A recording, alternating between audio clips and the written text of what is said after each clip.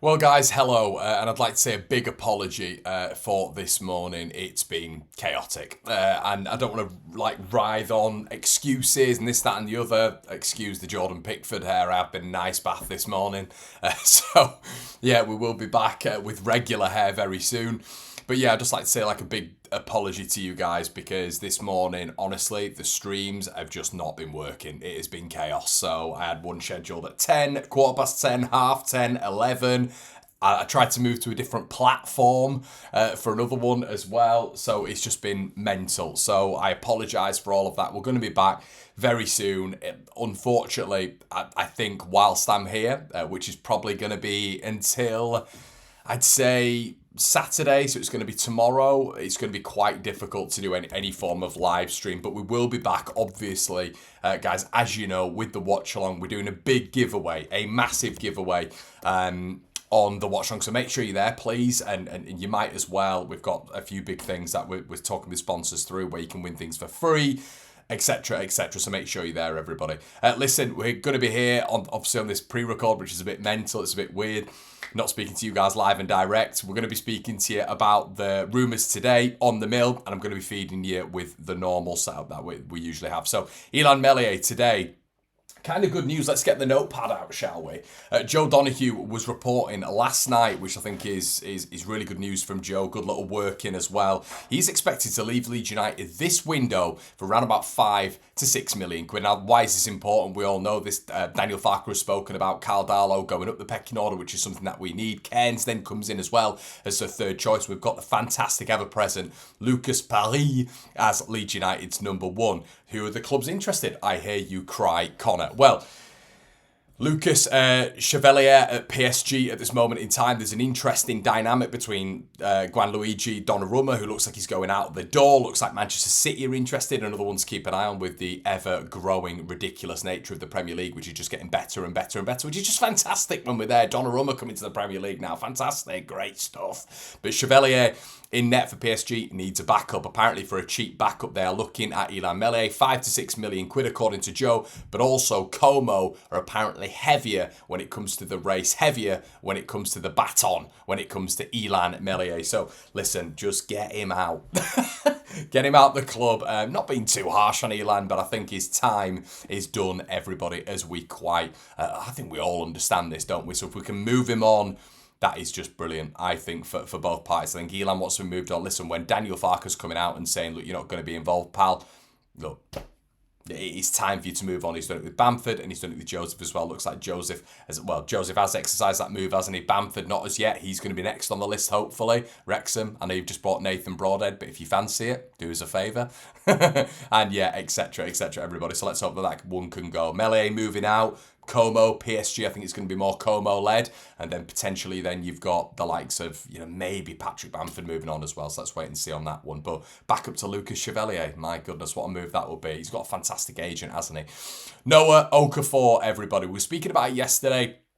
I'm just going to flash up now his statistics, I think, when it comes to Okafor. I'm just going to flash up a couple of his bits here. So, Bologna had a bid rejected last night of around about 15 million quid. Interesting. Besiktas are interested as well.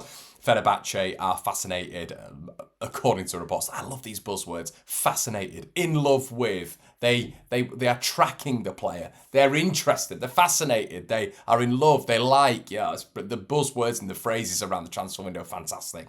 But yeah, no, Okafor, there's 4 clubs interested. Apparently there's an unnamed Swiss club as well, something to keep an eye on as well there. But Bologna, 15 million quid bid last night, rejected. Now he's shown promise under Pioli.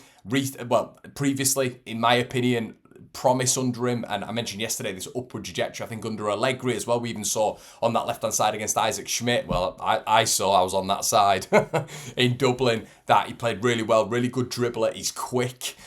Now, when you look at it overall, I think what we can tick off is there's a good ball carrier, just mentioned in the 99th of the 98th plus percentile as well for being a good dribbler as well. Leeds, for me, when we're looking at this region, I think we still need a number 9. In my opinion, I still think we need a number 9. And the reports are that Leeds United look at Okafor as somebody who can slot in when DCL's not there or Metcha's not there, which could be quite often, who knows, touch wood, hopefully not. But when you're looking at it overall, I think maybe my slight concerns, I mentioned it yesterday, is the injury record. It's the physical readiness to come into the Premier League. There is I mean, as I say, he was on my side in Dublin, and there is a slight maybe lack of physicality there, you'd feel. I know he's 6 foot tall, but in terms of his stature and his ability to maybe bounce players off the ball, he's definitely more of a player who gets his head down and just dribbles in towards that central space. I like him in that respect, but when it comes to that physical readiness that we kind of have with a lot of our squad, even when it comes to our forward players, DCL coming in, even when it looks to, Metcha as well is another one. You even look at that when it comes to Dan James and Nonto, not the biggest players, but they're explosive, aren't they?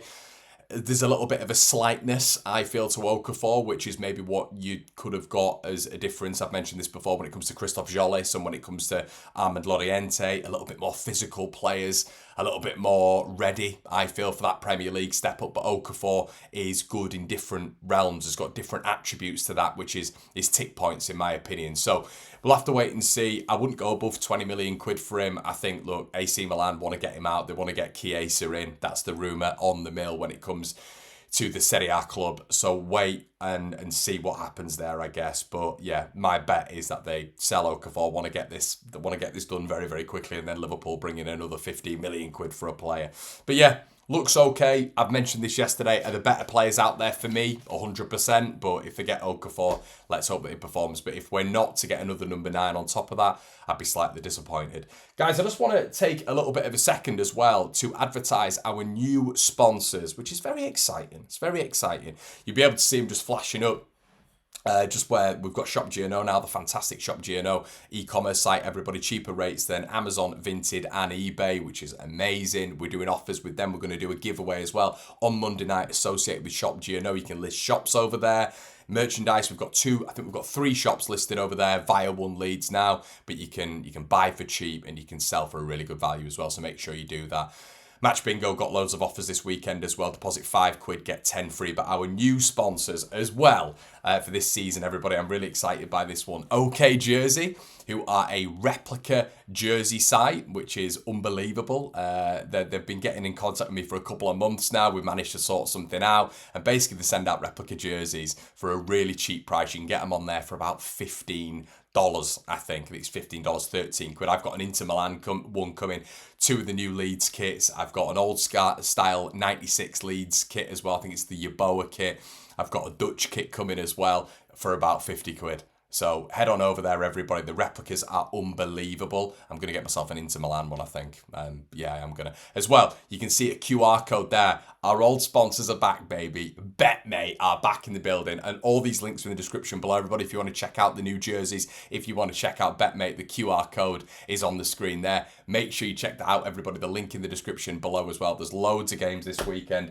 My team, I've gone with a Premier League team, and if you get involved in this game week, if you deposit a tenner, you get involved. If you pick player by player by player, 7 players, you do it per week, you get involved in pots. I've put a tenner in for this week, and if my team wins it, I get £650. So that's the beauty of this, everybody. BetMate were with us around about 2 or 3 years ago when we were in the Premier League. Get involved now.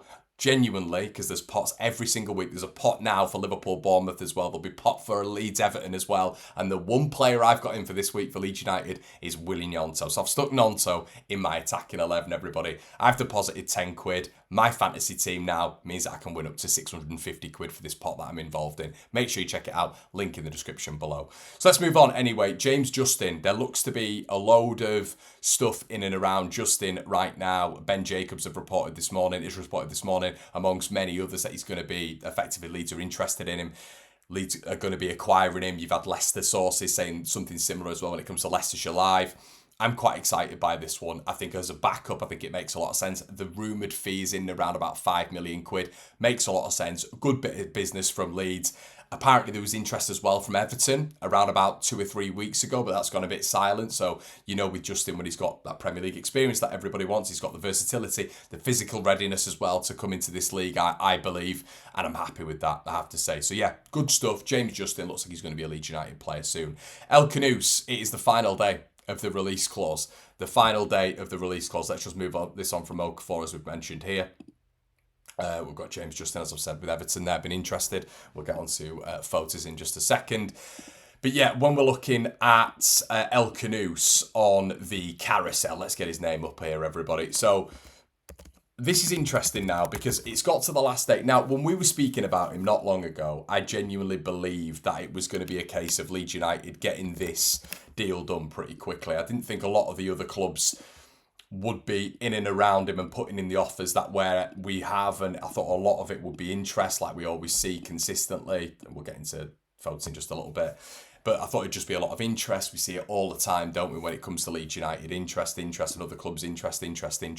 I thought this was going to be it. I thought Leeds were going to go in for him. We were going to get it done pretty quickly. I was wrong. Newcastle look like they've moved on Ramsey, so they've filled that void a little bit, but apparently, well, from what I've been told, Aston Villa are now in proceedings. They want a different structure when it comes to a deal. They would like a loan with an obligation or an option for El Khannouss, and they want this deal done quickly. That's the rumours right now on the mill. Leeds United are still there, but something to bear in mind, everybody, today is that the release clause expires as of 12 tonight. So when that release clause expires tonight, that basically means that Leicester can charge whatever. They can charge whatever value for him. So yeah, a little bit disappointing in that regard because we're not hearing anything that much today. It seems to be James Justin, it seems to be Dominic Calvert-Lewin. I don't really know what they're going to be charging now. The release clause is in excess of 30 million quid according to several sources. So if it expires today, which Leicester will want, there's going to be a bidding war, isn't there? So something to keep an eye on there. Let me know what you think in the comment section below regarding that. Right, we just spoke about this guy. We just clicked off this guy. So this guy was linked to Leeds United last night. Cannot profess to know anything about him whatsoever, but I've done a little bit of digging.